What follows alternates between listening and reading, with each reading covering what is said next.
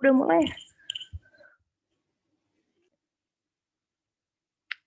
Halo. Halo guys, kalian pernah nggak sih kalian jadi trainer atau jadi mentor gitu, terus tapi kalian kayak nervous banget gitu atau gugup karena kalian kan bakal diliatin sama menti-menti kalian kan.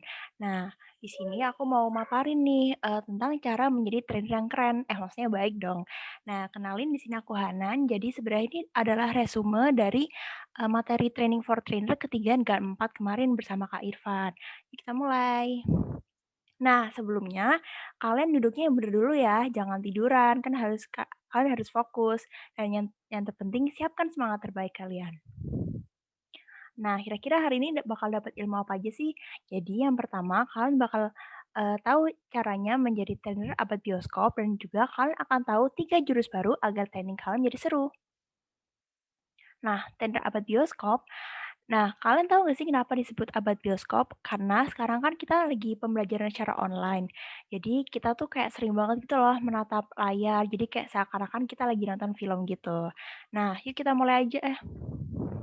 Jadi yang pertama, untuk menjadi trainer atau mentor yang baik, kalian harus bisa menjadi pendengar yang baik. Karena kadang-kadang menti atau trainee kalian tuh, bakal sering curhat gitu kan ke kalian. Jadi ini ada beberapa rumus, untuk bisa menjadi pendengar yang aktif, yaitu kalian bisa menerapkan dengar jang.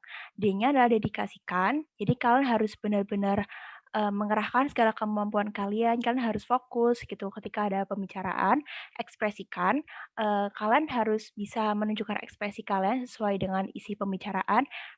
N-nya netralkan, kalian nggak boleh nih, buat menghakimi atau, gitu terhadap teman bicara kalian. Terus G, itu gangguan gangguan dihilangkan, seperti misalnya kalian lagi di kondisi yang tidak kondusif, itu kalian harus, bisa berpindah tempat atau yang lainnya, amati isi pembicaraan, itu kan harus benar-benar fokus ya saat mendengarkan pembicaraan. R-nya respons, jadi kalian harus, memberikan respons yang baik, jangan sampai kalian nggak netral ya. Terus yang terakhir jangan memotong, kalian kan pasti sebel banget kan kalau kalian lagi ngomong, terus ada yang motong pembicaraan kalian, gitu. Jangan lupa diterapkan ya teman-teman. Kedua, menciptakan suasana nyaman. Ini penting banget loh buat nyiptain suasana nyaman, karena kalau nggak nyaman tuh kadang-kadang menti atau trainee kalian tuh kayak bakal bosen gitu dan kayak mulai nggak memperhatikan kalian gitu. Jadi kita harus sebisa mungkin untuk menciptakan suasana nyaman.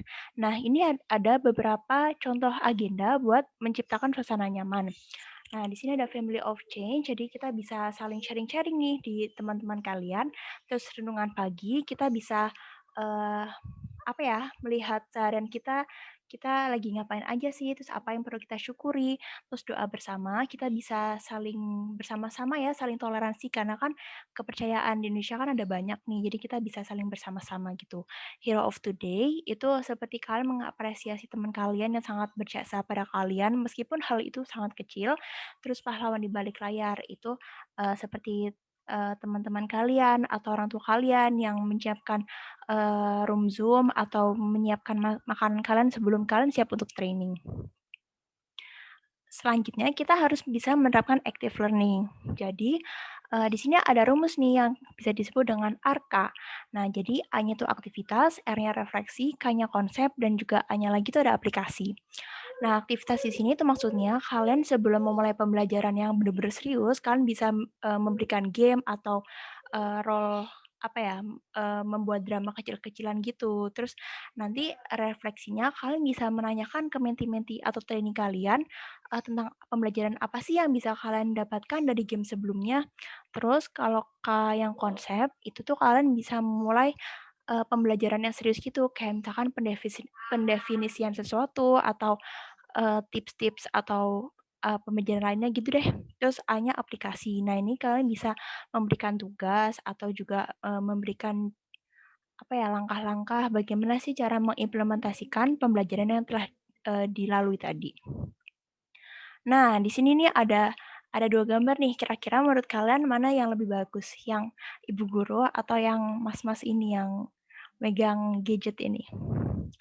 Nah, buat kalian yang masih jawab yang ibu guru, kalian salah. Jadi, sebenarnya kita itu di sini seharusnya menjadi trainer ya, bukan menjadi teacher.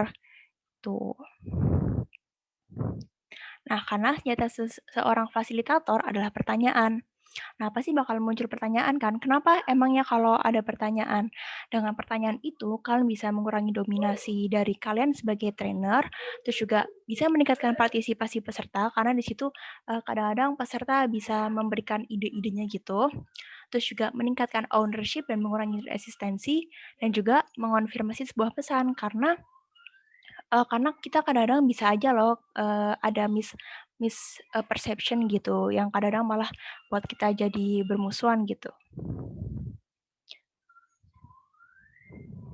Nah, tapi gimana sih caranya biar uh, pertanyaan-pertanyaan yang diberikan itu kayak bisa memicu keasyikan dalam sebuah training. Nah, ini nih, jadi pertanyaan yang kalian berikan itu harus tajam ya, jangan tumpul. Karena kadang-kadang pertanyaan yang receh gitu tuh ternyata malah membuat kalian jadi bingung gitu juga kan. Nah, caranya gimana sih? Jadi pertama, itu kalian harus buat pertanyaan yang spesifik.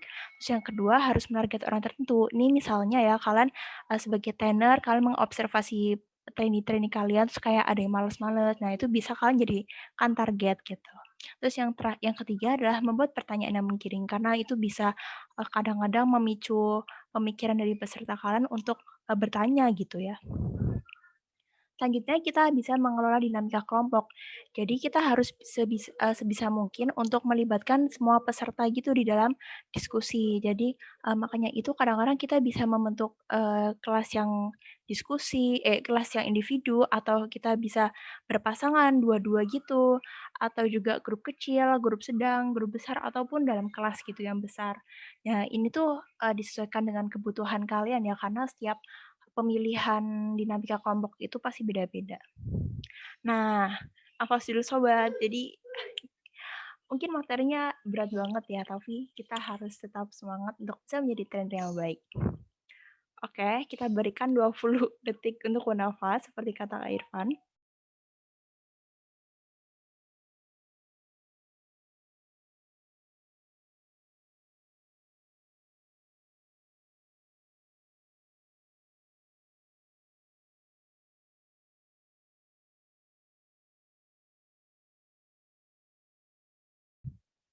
Nah, oke deh, nyata udah lama-lama beberapa menit nih kita ngomongin cara menjadi trainer yang keren, yang baik gitu.